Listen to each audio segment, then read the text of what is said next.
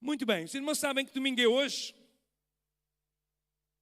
É, muito bem. Feriado, ok. Eu nem sabia que era da restauração, veja só. Já vi que não há mesmo tradição aqui. Hoje é o primeiro domingo do Advento. Os irmãos não sabem disto, pois não? Se calhar alguns sabem. Eu sei que nós não temos muito esta cultura. É uma cultura mais nórdica. É uma cultura também que a tradição tem. E porque a tradição celebrava os domingos de Advento, então as igrejas evangélicas, em reação à tradição, deixaram de o fazer. Mas na verdade é que desde o tempo em que Lutero ele foi usado por Deus para fazer uma reforma na igreja, muitos dos seus discípulos, porque tinham que haver coisas visuais para o povo entender, então houve um homem, deixa lá ver se eu tenho aqui o nome, eu tinha posto só aqui nos anexos, caso precisasse de fazer. Houve um homem, neste caso o seu nome era Johann Wichern, em Hamburgo, ele viveu entre 1908 e 1881. Ele foi fundador de um lar de órfãos em Hamburgo. E em 1939, Wichern colocou 4 velas gigantes e 20 pequenas ao redor de uma roda de carroça. E todos os dias uma vela era acesa, sendo que as velas grandes eram acesas aos domingos, como forma de ajudar as crianças do orfanato a viverem e a entenderem e estarem na expectativa da celebração do Natal, que era a vinda de Jesus em carne. Este costume entrou para as igrejas, a coroa ficou reduzida a 4 grandes velas nos domingos e tornou-se um símbolo mais populares usados pelos cristãos no período de Advento, nas igrejas, nos lares. Nós não temos esta tradição, como eu acabei de referir, por causa da reação que tivemos contra o catolicismo. Mas há algumas tradições que são boas e nós estamos a perder algumas tradições. Eu não vou falar sobre isso, mas Advento significa tempo de chegada, tempo que se aproxima, algo que está para acontecer. E nós sabemos que o povo que estava em trevas viu uma grande luz. Chegou a hora de se concretizar. Lá no Oriente, os sábios do Oriente viram uma estrela diferente das demais. Consultaram as profecias todas e viram que estava profetizado quando surgisse aquele astro celestial, o Messias, o Filho de Deus, viria à terra, e eles seguiram a estrela. No meio da noite, quando na escuridão, no meio do frio, à volta da fogueira, pastores nas campinas guardavam os seus rebanhos, o céu se encheu de luz, de cor e de música e de som, e a proclamação foi: aqueles que estavam em trevas, eles experimentavam o raiar da luz. Primeiro domingo de Advento, para quem tem velas, sabe que a primeira vela ela é roxa, que significa a vela da esperança.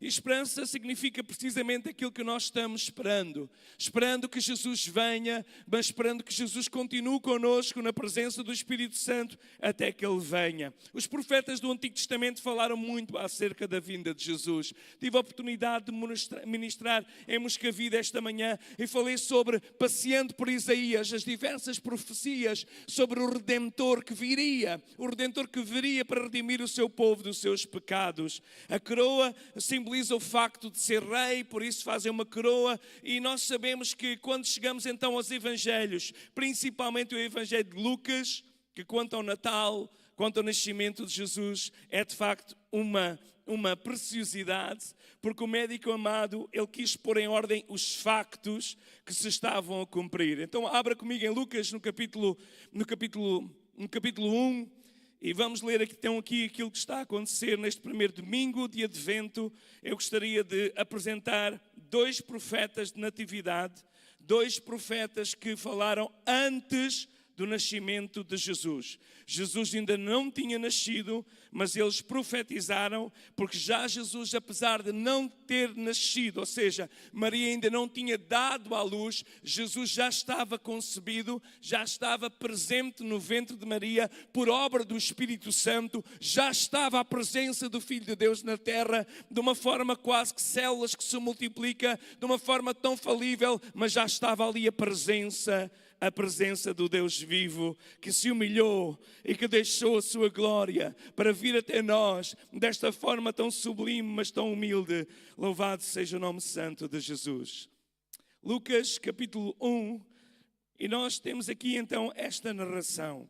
Tendo muitos empreendido por em ordem a narração dos factos que entre nós se cumpriram, segundo nos transmitiram os mesmos que os presenciaram desde o princípio e foram ministros da palavra, pareceu-me também a mim conveniente descrevê-los a ti, ó excelentíssimo Teófilo, por sua ordem, havendo-me já informado minuciosamente de tudo desde o princípio, para que conheças a certeza das coisas que já estás informado.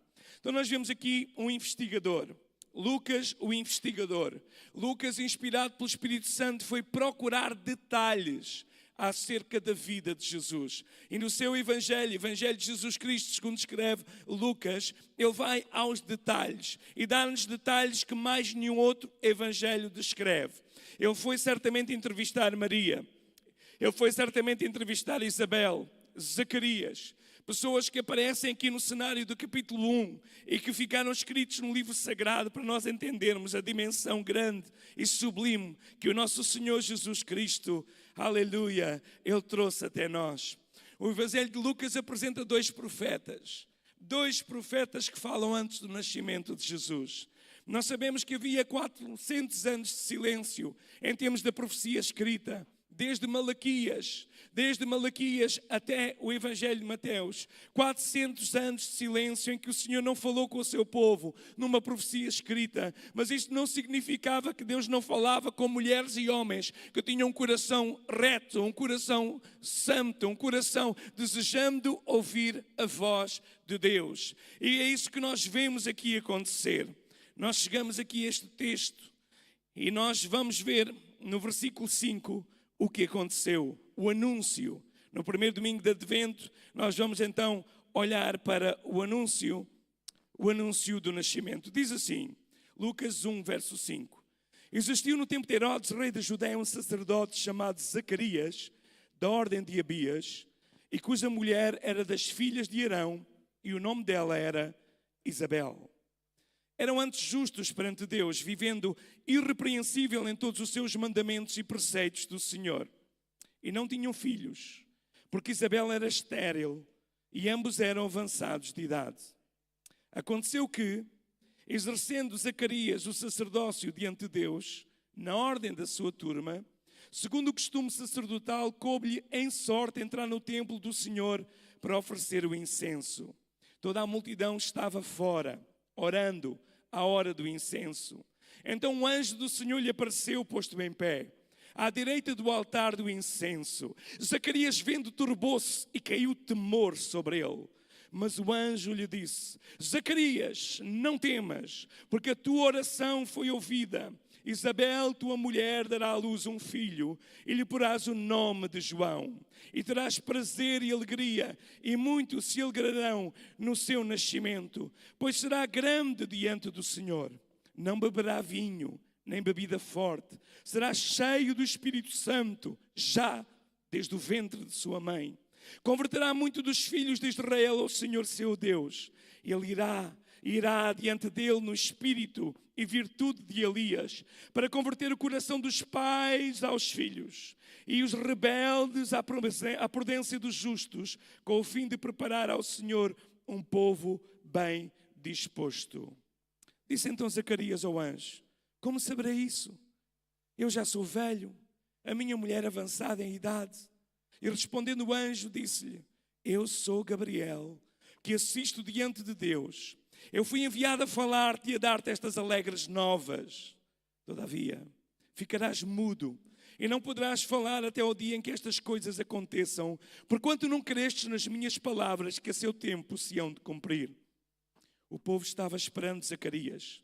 Maravilhavam-se de que tanto se demorasse no templo. E, saindo ele, não lhes podia falar. Entenderam que tivera alguma visão no templo e falava por acenos e ficou mudo. E sucedeu que, terminados os dias do seu ministério, voltou para a sua casa. E depois daqueles dias, Isabel, sua mulher, concebeu. E por 5 meses se ocultou, dizendo: Assim me fez o Senhor nos dias em que atentou em mim, para destruir o meu opróbrio, ou seja, a minha vergonha entre os homens. Até aqui a palavra do Senhor. Zacarias. Quantos irmãos conhecem a história de Zacarias? Não o profeta, neste caso ele também é profeta, mas é profeta do Novo Testamento. Zacarias, o profeta principal nesta cena, ele era um sacerdote, pertencia à secção de Abias, todo descendente direto de Arão. Todo aquele que era descendente direto de Arão era automaticamente sacerdote. Significava que para os propósitos correntes havia muitos sacerdotes. Eles estavam divididos em 24 secções. Só na Páscoa, no Pentecostes, na festa do tabernáculo, é que eles eram todos chamados para servir no templo, porque eram sacrifícios contínuos. Mas durante o resto do ano, cada grupo servia 2 semanas. Os sacerdotes amavam o seu trabalho. Eles esperavam ansiosos pela hora em que chegava a altura em que eles podiam exercer o serviço sacerdotal. Eles eram uma tarefa suprema das suas vidas. Um sacerdote só podia casar-se uma vez com uma mulher da linhagem judaica. Tinha que ser uma mulher da linhagem judaica absolutamente pura. Considerava-se um mérito especial se casasse com uma mulher que também era descendente de Arão, assim como aconteceu com Isabel, mulher de Zacarias. Também ela era descendente direta de Arão. Havia ao redor 20.000 sacerdotes, portanto havia quase 1.000 em cada secção, de modo que as tarefas se realizavam em grupos. Faziam sacrifícios em nome do povo, em nome das nações. Toda a nação, neste caso, todas as tardes oferecia-se um cordeiro macho, de 1 ano de idade, sem mancha nem defeito, junto com a oferta de farinha, com a oferta do azeite, do vinho. E antes do sacrifício da manhã, os sacerdotes queimavam incenso nos altares, que, por assim dizê-lo, para que aquele incenso fosse como que o sacrifício subisse a Deus, envolto em fragrâncias que estavam naquele incenso. Era possível que muitos sacerdotes nunca conseguiram queimar incenso na sua turma. Nunca chegou àquela altura. Mas naquele dia, a sorte caiu sobre Zacarias. Ele estava emocionado no seu íntimo. Ele estava emocionado. Era a altura dele queimar incenso perante o Senhor. Mas ele tinha uma tragédia na sua vida. Ele era um homem casado com uma mulher da descendência de Arão. Mas ele não tinha filhos. E os rabinos judeus diziam que havia 7 pessoas que não conseguiam se comunicar corretamente com Deus. A lista começava: um judeu que não tem esposa, ou um judeu que tem uma esposa que não tem filhos. Então a esterilidade naquela altura era inclusive causa de divórcio. Uma mulher que não pudesse dar filhos ao seu marido, o marido podia se divorciar, não pela lei de Deus, mas aquilo que os homens inventaram. Então era natural que Zacarias, naquele seu grande dia, ele pensasse em todas as suas tragédias pessoais e domésticas.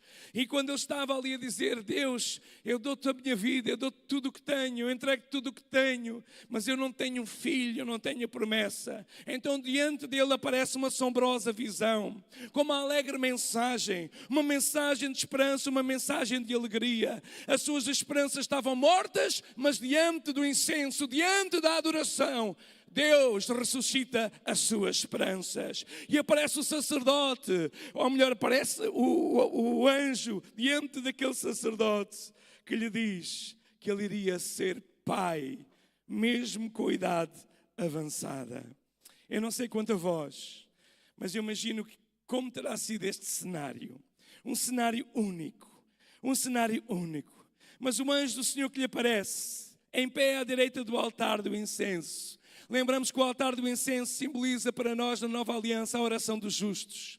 Ontem ouvíamos lá na graça, quando Jorge entrou pela primeira vez na congregação, diz que a casa de oração estava cheia de pessoas de joelhos. Pessoas de joelhos a orar. E milagres aconteceram naquele lugar. Centenas de pessoas se converteram e experimentaram milagres. Porque a oração é um incenso que sobe diante de Deus e que Deus quer encontrar.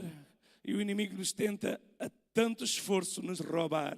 Porque cada vez que nós oramos a Deus, cada vez que nós derramamos a nossa alma em adoração e louvor diante do Senhor, é um incenso que sobe diante das narinas do Deus eterno, como um bom cheiro do seu povo de adoração e louvor. A igreja precisa de restaurar o altar do incenso, da adoração, o incenso, o altar do incenso da oração.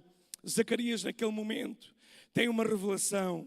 Ele estava no lugar certo, ele estava na hora certa, ele estava na casa de Deus, ele estava a oferecer incenso diante de Deus. É natural que o inimigo te impeça tantas vezes de tu vires à casa do Senhor. É natural que apareçam muitos projetos e muitos compromissos à mesma hora dos cultos, porque é na casa do Senhor, quando juntos oferecemos o incenso da oração e da adoração, que o anjo de Deus pode trazer a resposta à tua adoração, à tua oração. Mas o Senhor quer responder nesta tarde a cada um de vós e a cada um de nós.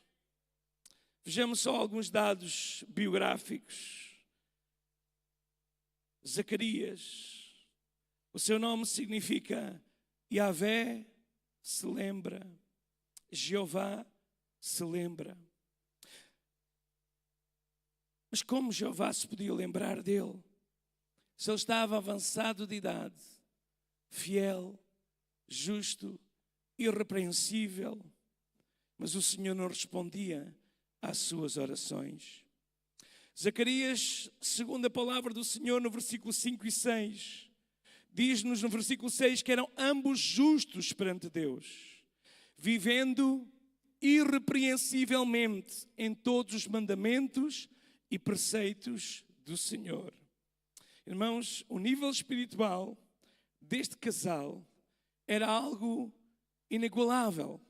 Por isso mereceu, não é que merecesse, nós não podemos dizer isso porque tudo é graça, mas por isso Deus se moveu a visitá-lo de uma forma especial, porque eles viviam de uma forma justa perante Deus. Tenho pregado aqui muitas vezes sobre isso, irmãos. Há muita gente que não entende que os olhos de Deus estão sobre nós 24 horas do dia. Os olhos de Deus não estão só sobre nós quando vimos à casa de oração. Os olhos de Deus não estão sobre nós só quando levantamos as mãos no santuário. Os olhos de Deus estão sempre sobre nós. Ele conhece o nosso levantar e o nosso deitar. Ele conhece até inclusive o mais profundo dos nossos sentimentos e pensamentos. Ele conhece o que está no nosso coração. A ideia dos olhos de Deus estarem sobre nós faz-nos levar ao temor do Senhor. E o temor do Senhor é o princípio da sabedoria. A igreja tem perdido o temor de Deus. Muitos na igreja, não digo na igreja no plural. Falamos aqui esse mês passado sobre a eternidade. E disse-vos que há alguns teólogos que dizem que nos últimos tempos haverá 50% da igreja fiel e 50% das pessoas que vêm à casa de oração, ao templo, e que ficarão quando a trombeta do arrependimento soar. Pode acontecer esta tarde. Pessoas estão mais interessadas a ver as mensagens no WhatsApp, estão mais interessados aqui mesmo, sentados na casa de oração, a fazer scroll, se calhar em alguns vídeos ou noutras coisas, e não têm temor de Deus na casa do Senhor. O Senhor vai vir um dia destes, e se não estiveres pronto, vais ficar. E com muito choro, muitas lágrimas, muita dor e muito sofrimento, se quiseres ainda, é inimaginável aquilo que iremos passar. O temor de Deus se perdeu na igreja. O temor de Deus é o princípio da sabedoria. O temor de Deus é que guarda de nós de podermos nos desviar destas veredas, como nós ouvíamos ontem o pastor Isaac Reis pegar na graça, aquela vereda, aquele sulco da roda que era lançada na estrada, e aquele sulco impedia de se desviar para a esquerda e para a direita. Zacarias e Isabel eram justos perante Deus. A sua preocupação não era ser justos perante os homens. A sua preocupação não é apenas serem justos quando estavam com os holofotes do templo diante deles, quando o povo estava à espera. Eles eram justos perante Deus. E apesar de haver muitos sacerdotes que eram políticos naquele tempo de Jesus, muita gente religiosa que ocupava o templo, inclusive muitas vezes o lugar do sumo sacerdote era uma questão política, uma questão de poder, uma questão de posição. Zacarias não era assim. Zacarias era um homem que andava de uma forma justa e vivendo irrepreensível em todos os mandamentos e preceitos do Senhor, porque eles andavam justos perante Deus. Isabel significa Deus de pactos, Deus de pactos, Deus de compromissos. Falávamos esta manhã, eu estava a falar, perguntando aos irmãos como é que tinha corrido o culto, e alguém estava a dizer: pastor, a igreja parece que cada vez há pessoas com menos compromissos. Há pessoas que parece que perderam sentido de compromisso na obra do Senhor, no zelo da obra do Senhor. Irmãos, não dá para ser cristão sem compromisso. Não dá para fazer um casamento bem-sucedido sem compromisso. Não dá para fazer uma vida cristã bem-sucedida sem compromisso. Se nós não tivermos um compromisso com o Senhor Deus e com a palavra de Deus e com o Deus da palavra, nós não vamos ser bem-sucedidos. Mas o Senhor está à procura de mulheres e homens como Isabel. Mulheres, neste caso uma mulher de pactos, uma mulher que o seu nome dizia mesmo: Deus que faz um pacto, Deus de compromisso. E era uma mulher que tinha compromisso, mulher de Zacarias, que nós sabemos que foi mãe de João Batista, uma mulher que era especial também. Também eles ambos, ela era também filha de Arão, mas era estéril, idade avançada, mas justa e irrepreensível. Esta manhã falei sobre Ana, a viúva que toda a gente conhecia, com seus 84 anos. 84 anos, tendo vivido apenas 7 anos com o seu marido. Ela dedicou pelo menos 60 anos a viver com jejuns e orações. E ela viu o Messias e começou a anunciar em todos os que esperavam o Redentor. Irmãos, nós estamos aqui com um propósito. Nós estamos aqui com um propósito.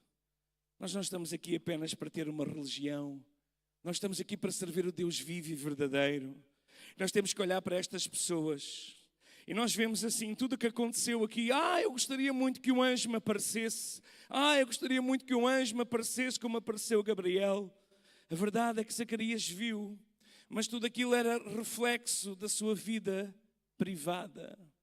Porque a sua vida pública no templo não era diferente da sua vida privada. Atenção, alô, estão a ouvir? A sua vida pública no templo não era diferente da sua vida privada. Zacarias ia fazer os rituais da oração, da adoração, de oferecer o incenso. Mas na sua vida privada, quando estava lá nas montanhas, como eu preguei aqui algum dia também quando falei sobre o Natal, ou vivia nos arredores de Jerusalém, ele estava a viver de uma forma justa, porque ele sabia que os olhos do Senhor estavam sobre ele e sobre a sua esposa. Eles viviam de uma forma irrepreensível nos mandamentos e preceitos do Senhor. O que é que nós aprendemos com estas biografias? Aprendemos que Deus procura compromisso, assim como o nome de Isabel significa. Aprendemos que Deus é fiel às suas promessas, assim como o nome de Zacarias significa. Existe um legado espiritual e por isso eu estou aqui, fruto desse legado espiritual. Às vezes eu pergunto, mas porquê? Porquê alguma graça que o Senhor me deu? Eu sei porquê. Porque os meus avós oraram muito por mim. E os meus pais oraram muito por mim. E essas orações não foram esquecidas mesmo quando eles partiram para a eternidade. Havia um banco de orações que está lá no céu, do investimento que foi feito sobre a minha vida e que eu quero fazer também sobre os meus filhos, para que o Senhor possa transformar isso. Ontem nós líamos a ata de inauguração. Ela era assinada por Alfredo Rosendo Machado e pelo secretário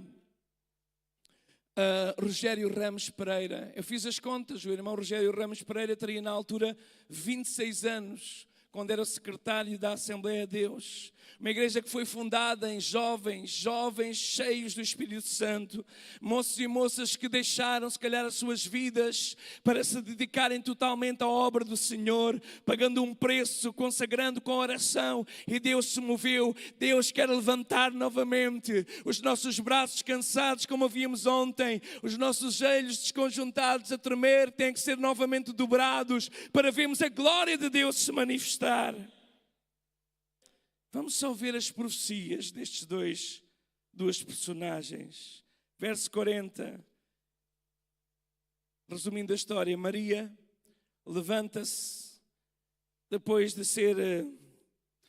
ter recebido o anúncio, depois de saber que estava concebida por obra do Espírito Santo, havia nela, e ela levanta-se, talvez para tirar os olhares sobre ela, ou simplesmente porque tinha uma amiga, uma prima chamada Isabel, que tinha que ser visitada naquele momento e partilhar a boa nova. Eu não sei quantos têm amigos assim com quem podemos partilhar a boa nova quando temos boas notícias.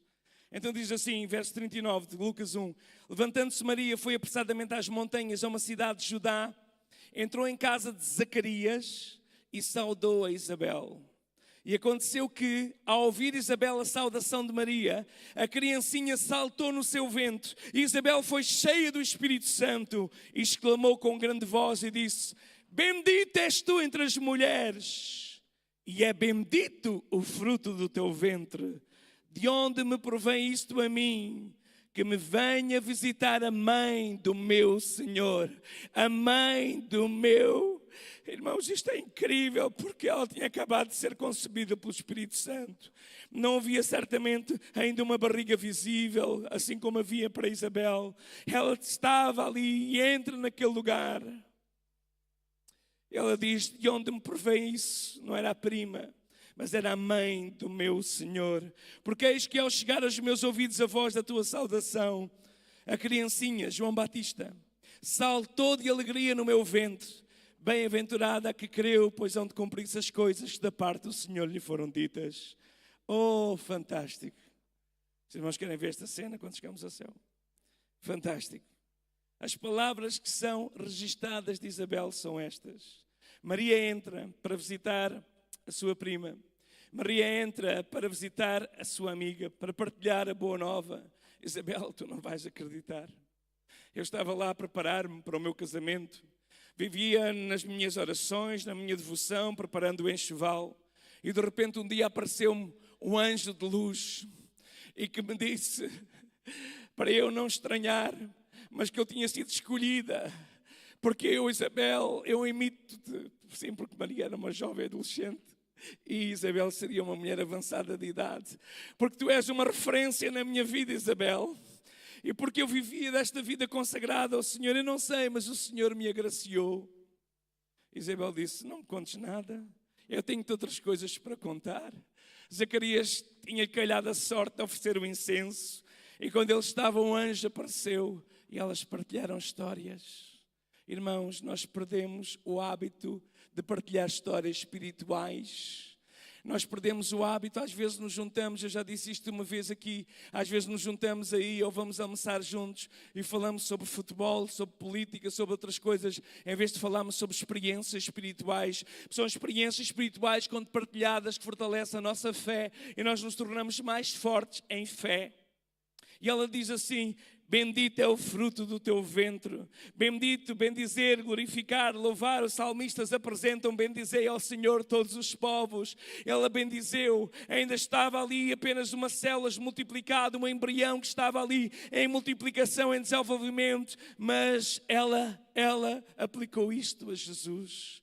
Mas o mais importante é quando ela diz, o que é que eu fiz para merecer que me visitasse a mãe do meu Senhor? Ele não disse que me visitasse a minha senhora, como alguns pensam. Ele não disse que me visitasse a minha senhora. Ele disse que me visitasse a mãe do meu Senhor. A mãe do meu Senhor. Irmãos, só alguém cheio do Espírito Santo pode ter esta revelação. Uma altura que não havia ecografias. Uma altura que não havia nada dessas coisas. Ela ouve Maria, não sei que saudação, talvez fosse Shalom, não sei.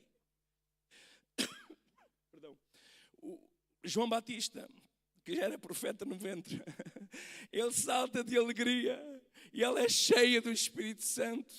E ela começa a bendizer o Senhor e a declarar que aquele Senhor, para um judeu, irmão, alguém que era justo, como diz lá as características, alguém que guarda todos os preceitos, como nós encontramos nas características de que vivendo irrepreensível nos mandamentos e preceitos, eles não iam chamar Senhor. Isto aqui também nos serve para nós entendermos o valor do embrião. O aborto é um crime contra Deus. O aborto é um crime contra Deus. É um crime contra uma vida que Deus tem um plano. Porque a palavra de Deus várias vezes disse, quando ainda tu estavas no ventre da tua mãe, já eu te tinha escolhido para alguma coisa. Deus faz planos desde o momento da concepção. Por isso nós, Assembleia de Deus, Igreja Evangélica, Igreja Cristã, na sua esmagadora maioria, não podemos dizer, como as mulheres querem dizer, meu corpo, minha decisão. Não, quando Deus coloca a vida, Ele é quem dá, Ele é quem tira. Louvado seja o seu santo nome. E aqui nós vemos, irmãos, Isabel a reconhecer que aquele embrião em desenvolvimento, que era Jesus, já ela o chamou de Senhor. Penso que foi a primeira, não é? Claro, Maria também diz isso no seu cântico. Louvado seja o seu santo nome. Isabel profetiza aquilo que Paulo vai dizer mais tarde. Filipenses 2, 10 e 11. Quem não gosta destes versículos? São os nossos versículos preferidos. Diz assim: para que ao nome de Jesus se dobre todo o joelho dos que estão nos céus, na terra e debaixo da terra, e toda a língua confesse que Jesus Cristo é o Senhor, para a glória de Deus Pai. Isabel foi das primeiras a confessar que Jesus é o Senhor, ainda em embrião. Foquemos-nos agora no cântico de Zacarias, verso 67. De Lucas capítulo 1. E Zacarias, seu pai de João Batista, não estamos agora aqui, entretanto João Batista nasceu, ele nasceu, os vizinhos vieram, queriam dar o nome do pai, Zacarias, que era costume, mas a mãe diz, não, é João, e ele, mas não há ninguém que se chame João, mas a verdade é que Zacarias disse, é João, e de repente ele começa a falar e louvar o Senhor, e as suas primeiras palavras depois de meses de silêncio, 9 meses de silêncio, ele não amaldiçoou, ele não começou a colocar categorias em pessoas, mas as suas primeiras palavras foram as seguintes. Zacarias, seu pai, foi cheio do Espírito Santo, verso 67. Precisamos de gente cheia do Espírito Santo para profetizar. Nós não queremos discursos apenas teológicos, não queremos apenas discursos que muito bem podemos encontrar na Bíblia. Que cada um que suba a este púlpito possa ser cheio do Espírito Santo e possa trazer uma palavra profética.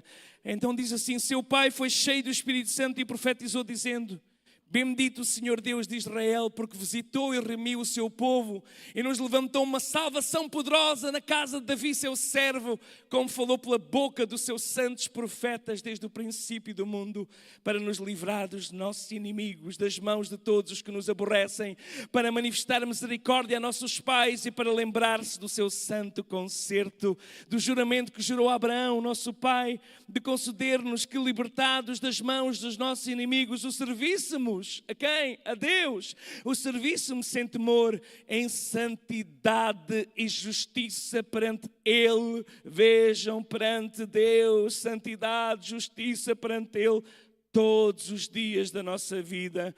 E tu, ó menino, serás chamado profeta do Altíssimo, porque has de ir ante a face do Senhor, preparar os seus caminhos para dar ao povo conhecimento da salvação, na remissão dos seus pecados, pelas entranhas da misericórdia do nosso Deus, com que Oriente do Alto nos visitou, para iluminar os que estão assentados em trevas e sombra de morte, a fim de dirigir os nossos pés pelo caminho da paz. Aleluia!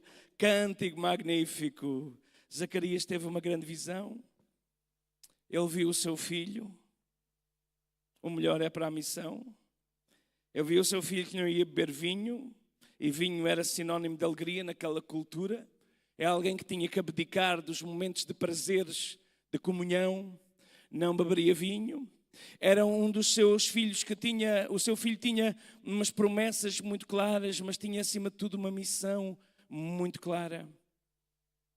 Todos os judeus devotos esperavam aquele dia que chegaria o Messias. E Zacarias doa seu filho João para ser aquele que no poder de Elias pudesse preparar o caminho do Senhor. Mais tarde o seu filho sai para o deserto e está ali no deserto até que o Espírito Santo o encheu de tal maneira de graça, com uma mensagem dura, falando e apelando ao povo ao arrependimento, a preparar o caminho do Senhor. A Maria acreditava, claro, sabia que haveria um precursor. Está lá em Malaquias 4:5. Um precursor, alguém que vinha preparar o caminho do Messias. E Zacarias viu que o seu filho iria preparar o caminho do rei, era o arauto. E depois daqueles 9 meses, sensivelmente, de ficar mudo durante a gravidez de sua esposa, Jonas, Zacarias canta um cântico profético, onde nos deixa registado factos sobre a vida futura de João Batista, mas também sobre a pessoa bendita de Jesus Cristo. Ele diz: Deus visitou o seu povo. Irmãos, nós queremos que Deus nos visite. A cada culto, a cada celebração, a cada momento, a glória de Deus enche este lugar. Mas nós precisamos de desejar que isso aconteça. Precisamos de andar de uma forma justa e reta nos seus caminhos. Precisamos de entender que os olhos de Deus estão sobre nós. Ele vê o que nós estamos a fazer. Ele vê o nosso coração. A presença de Deus que estava ausente do templo de Herodes, que esteve no templo de Salomão e que derrubou todos os sacerdotes quando tentaram entrar nas suas turmas e não conseguiram entrar porque a glória de Deus encheu o templo. A presença agora que era apenas religiosa, Deus visitou o seu povo. Deus amou o mundo que deu o seu filho. Amou de tal maneira que deu o melhor que tinha, o seu filho Jesus. Deus visitou o seu povo. Deus remiu o seu povo. Remiu, verso 68. Bendito o Senhor Deus de Israel, porque visitou e remiu o seu povo. Deus adquiriu de novo um povo que estava na tradição, na religião. Deus estava a comprá-lo de volta. Mas nós sabemos que este povo agora ultrapassava as fronteiras do judaísmo, ultrapassava as fronteiras da raça. Era agora luz para alumiar todas as etnos, como nós falámos de manhã em Moscavide. Era uma luz para alumiar todos os povos em todos os lugares. E o sangue de Jesus Cristo é o preço da nossa redenção. Ele nos adquiriu. Pedro dizia isso na sua primeira carta, capítulo 2, 1 Pedro 2,9. Vós sois a geração eleita, vós sois o sacerdócio real, vós sois a nação santa, vós sois um povo adquirido com propósito, adquirido com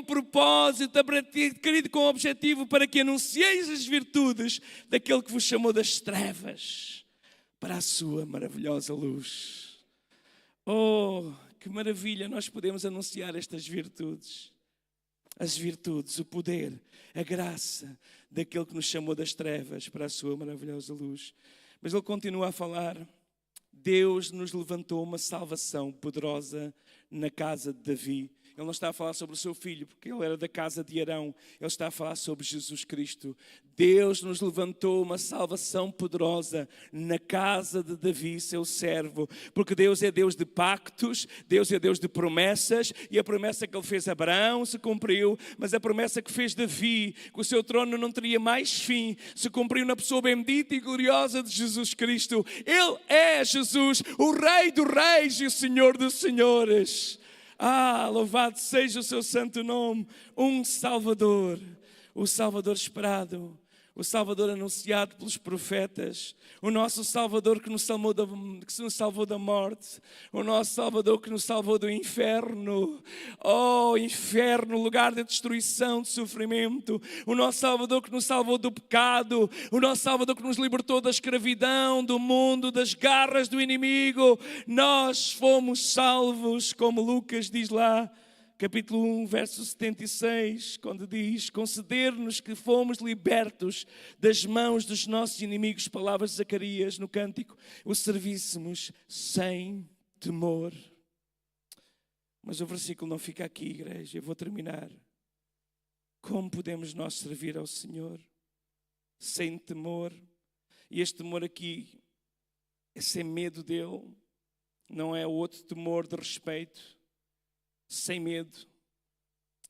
Como? Verso 75, capítulo 1. Em santidade e justiça perante Ele. Sublinho aqui, perante Ele, todos os dias da nossa vida. Deus está à procura de mulheres e homens que vivem em santidade e justiça perante Ele. Deus abomina o presunçoso, o que se levanta, o que toca o sino acerca das suas doações, acerca daquilo que faz. Mas Deus procura mulheres e homens que andam em santidade e justiça perante Ele. Quando nos levantamos, olhamos para o céu e dizemos: Senhor, obrigado porque os teus olhos estão sobre mim. Quando nos sentimos injustiçados por situações de pessoas que nos torturam com as suas más decisões ou com as suas injustiças, nós dizemos: Senhor, os teus olhos estão sobre mim. Eu sei que tu és o meu justo juiz, tu és o meu defensor, tu és o meu libertador, tu és aquele que foi esperado e anunciado pelos profetas. Louvado seja o nome santo de Jesus. Mas vamos terminar então aqui lendo um pouco mais. E tu, menino, agora está a falar para João Batista, serás chamado profeta do Altíssimo, porque has de ir ante a face do Senhor, a preparar os seus caminhos, para dar ao seu povo conhecimento da salvação na remissão dos seus pecados pelas entranhas da misericórdia do nosso Deus, com que o Oriente do Alto nos visitou, para alumiar os que estão assentados em trevas e sombra de morte, a fim de dirigir os nossos pés pelo caminho da paz. Eu estava a ler isto e estava a ver aqui, veja só, misericórdia do nosso Deus. Misericórdia do nosso Deus, verso 38, entranhas da misericórdia do nosso Deus. O que é isto? É um motor. Deus amou. Misericórdia, misericórdia. A igreja tem perdido esse sentido de misericórdia, esse sentido de compaixão, esse sentido de amor pelos perdidos. Mas o nosso Senhor Jesus, Ele veio como resultado das entranhas de misericórdia do nosso Deus. Por isso, o motor é a misericórdia do nosso Deus. Nós não merecíamos salvação, estávamos mortos em nossas ofensas e pecados, mas Ele enviou o seu Filho, para, através do motor que é o seu grande amor, a sua misericórdia. Segundo, propósito, para alumiar os que estão assentados em trevas e sombra de morte. Então o propósito é que nós possamos ser iluminados. Aleluia! Haja luz onde havia trevas. Haja luz onde havia sombra de morte. Haja presença do Deus vivo. O propósito, irmãos, e nós somos os continuadores deste movimento de Jesus Cristo. Nós somos os mordomos deste movimento. Alumiar os que estão assentados em trevas e sombra de morte. O resultado, qual é o resultado? Está lá, a fim de dirigir os nossos pés pelo caminho da paz. Pelo caminho da paz.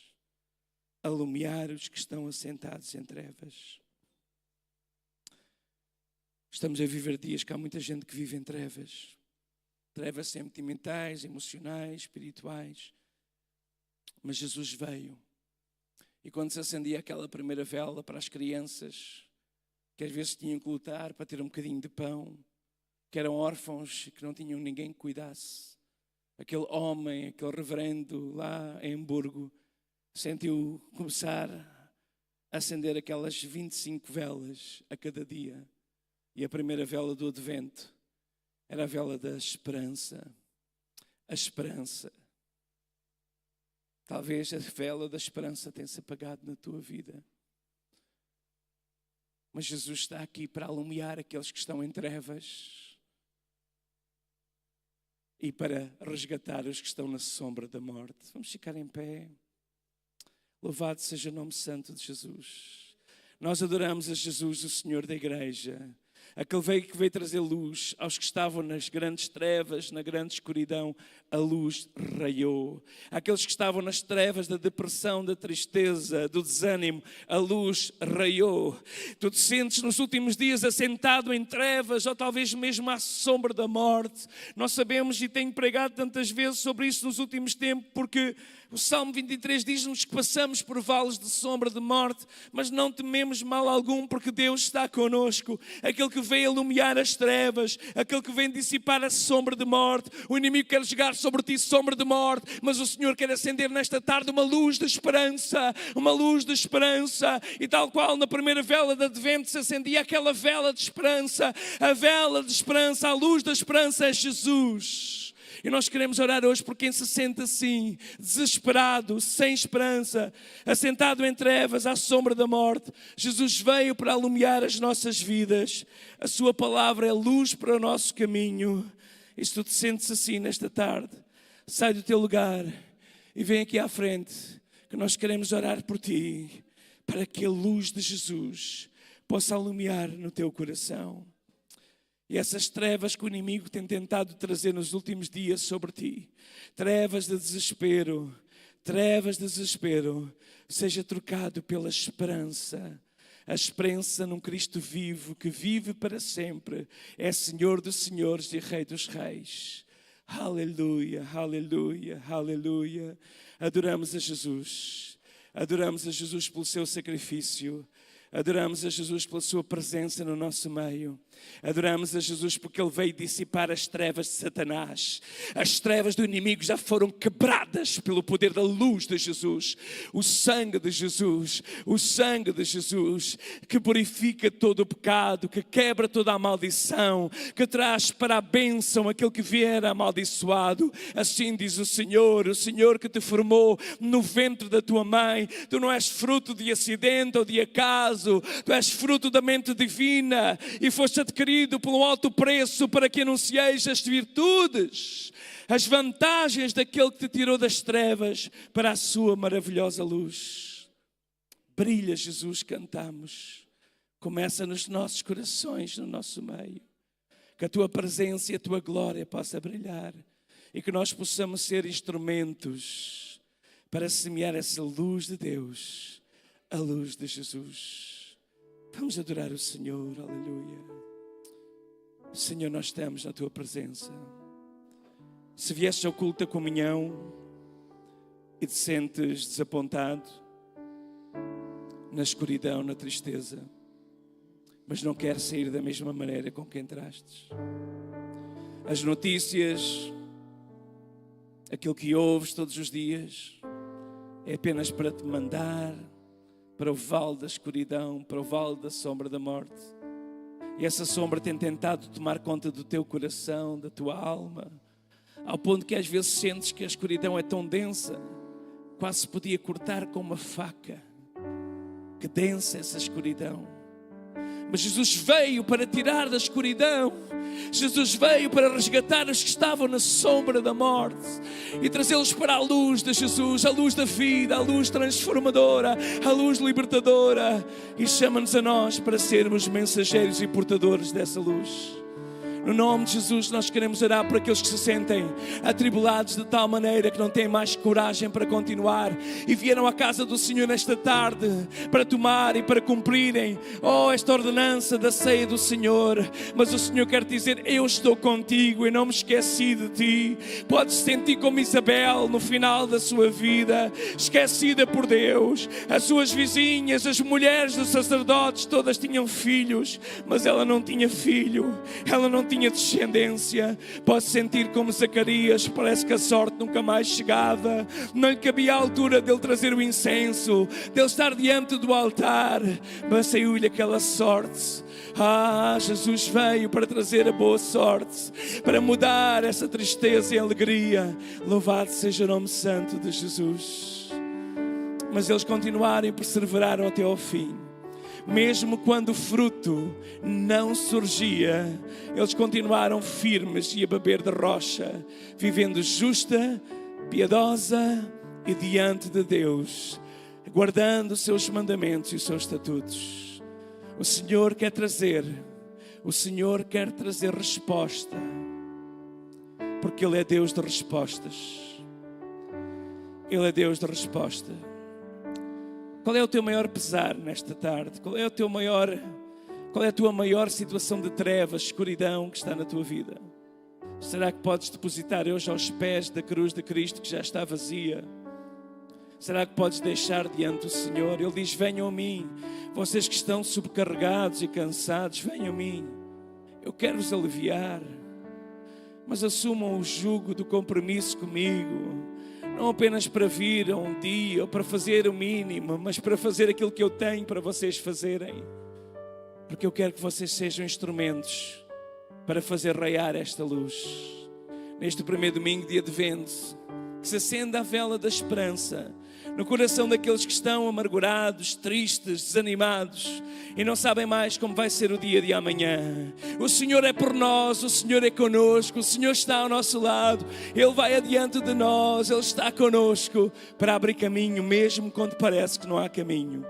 E quando nos aproximamos da mesa do Senhor, em reverência, dizemos: Senhor, o meu compromisso é contigo, de te servir todos os dias, de ser fiel, de preservar, mesmo quando o fruto não vem, mesmo quando, Senhor, ó Pai, eu duvido e fico mudo porque duvidei da tua profecia e a minha língua se bloqueou, mas Senhor, eu sei que tu és fiel às tuas promessas para as cumprir, e nós acreditamos e descansamos nas tuas promessas. Entrega o teu caminho ao Senhor, confia nele e Ele fará a sua vontade, não a tua vontade, mas Ele fará aquilo que prometeu.